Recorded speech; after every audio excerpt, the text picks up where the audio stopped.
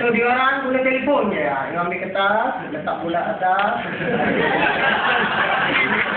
Faham? Berapa dah masuk? Berapa dia dah buat? Dah faham? Ini dah plan dia. Apa yang cerita kat sini? Dia dah faham plan networker, dia cari networker je. Dia dah faham plan, ini super boleh meletup dia masuk.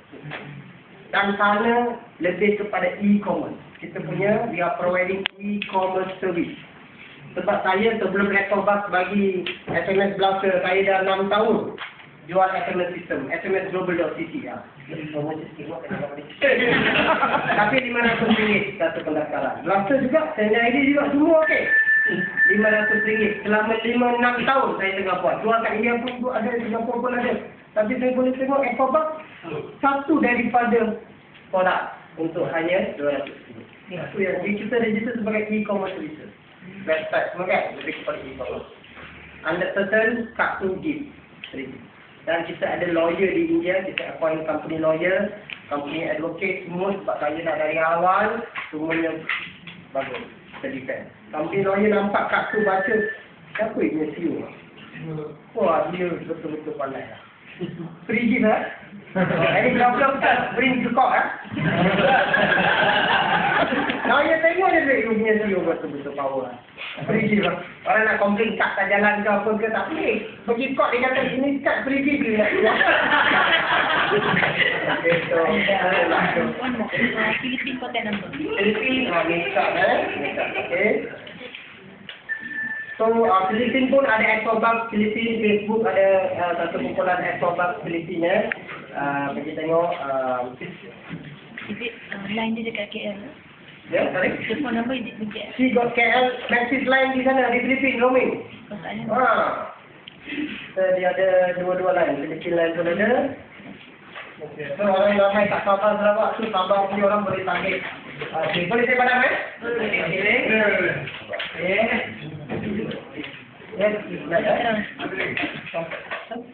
Yes, okay. Filipina, nama dia Mechan. Okay.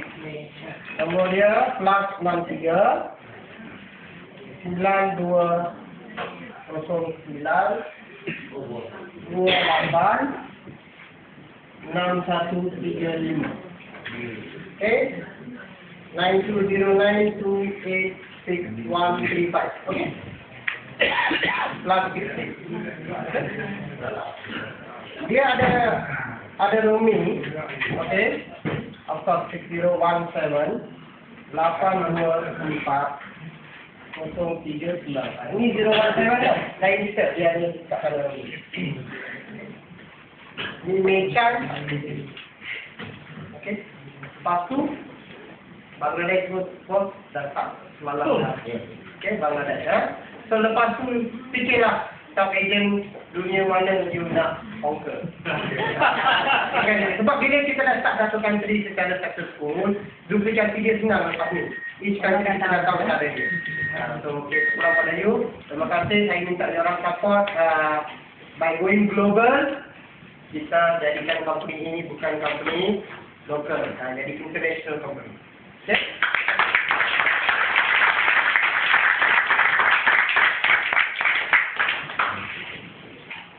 Okay, thank you Mr. Naidu. Thanks a lot. Saya harap anda semua dapat tentang India. India market is very big. Indonesia pun very big. So sana tu I expect billions of sales from India. So daripada sana lah kita boleh develop apa yang kita janjikan kat Malaysia. So daripada profit dari kat Malaysia, we can grow worldwide for all the offline and shopping. Shopping online, thanks a lot. Jadi yang seterusnya, yang tambah sikit lagi jadi kita makan lagi. On the center yang ada